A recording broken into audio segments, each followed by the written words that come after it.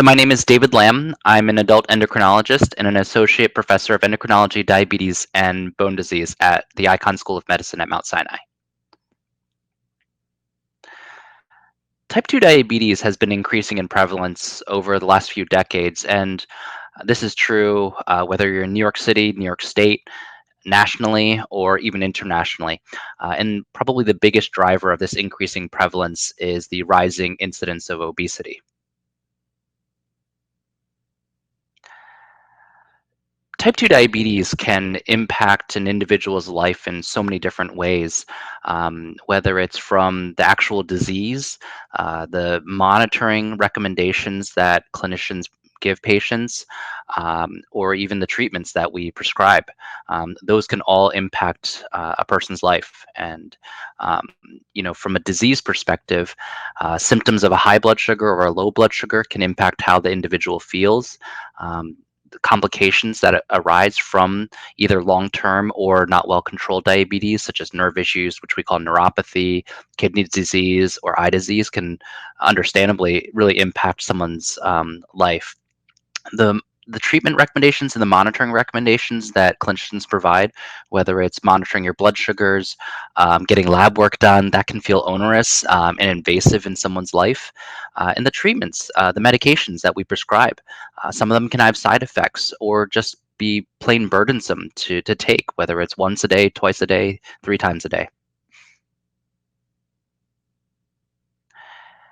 The average patient living with type 2 diabetes, they can take a few really sort of common sense steps in order to stay healthy.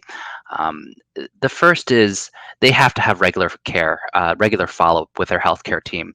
And that's not just their clinician, that could be a nurse educator, that could be a nutritionist, an ophthalmologist, or any other specialist that's involved in their healthcare. This makes sure that they're on the right track or they're making steps to improve their overall health.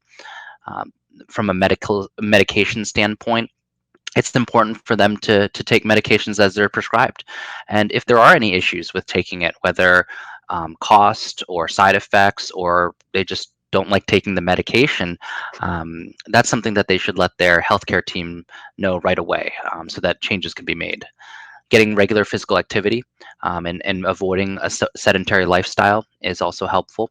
And lastly, just being really mindful of carbohydrate intake, making sure that their carbohydrate intake is in line with what their clinician and their healthcare team recommends.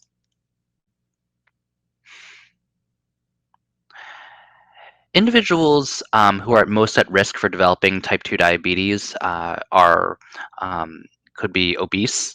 They could have a history of prediabetes, or they could have a history of gestational diabetes if they have a sedentary lifestyle, and then also a family history of diabetes. All of those can be risk factors for increasing the chances that that person will develop type 2 diabetes.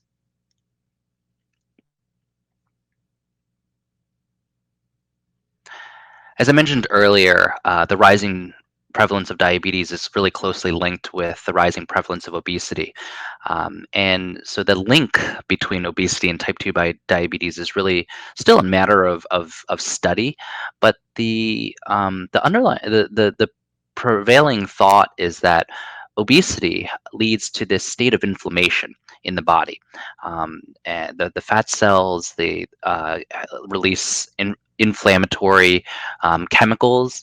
And when that happens, insulin, which is a hormone our bodies produce to regulate the blood sugar levels, it just doesn't work as well. Our body becomes more resistant to the insulin it's making, and so it becomes harder and harder for the body to use insulin to regulate blood sugars.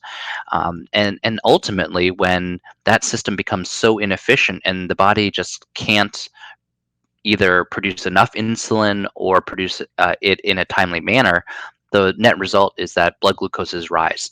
And so, with it, that again, that inflammation that occurs from obesity leading to insulin resistance, that's ultimately the pathway towards developing type 2 diabetes.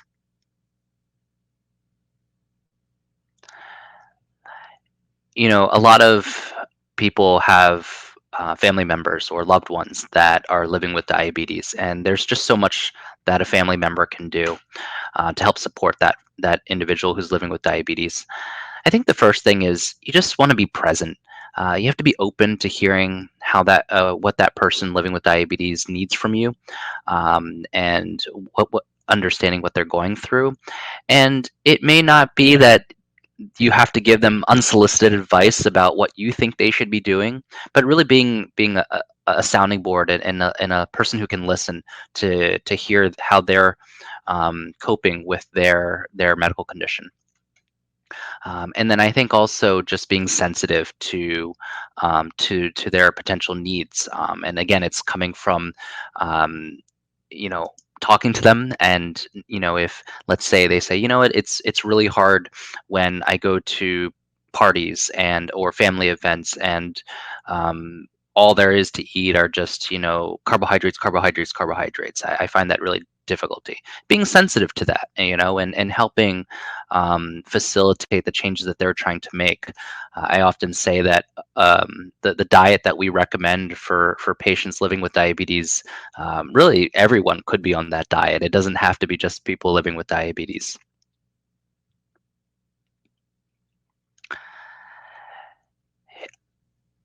We've been talking about the increasing prevalence of obesity, excuse me, of obesity. We've been talking about the increasing prevalence of type 2 diabetes, things that the individual can do, things to help stay healthy or prevent, things the family members can do. But I think also, um, we could look at it as a public health emergency, and what can large healthcare organizations do to help prevent this rising prevalence and the rising impact that has on our patients. I think the first is just making sure that individuals have access to healthcare. It really takes a village to help someone to treat someone who's living with diabetes.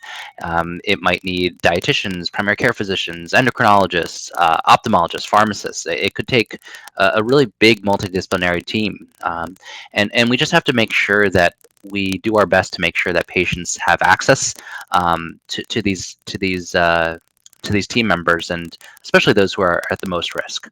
Um, the medications that we very frequently prescribe to treat diabetes, they can be very expensive, and so there are programs that can help reduce the cost of the medications, but sometimes patients might need the help of healthcare organizations, hospitals, to navigate these programs. And lastly, I think that larger organizations can really help support prevention programs. There are established,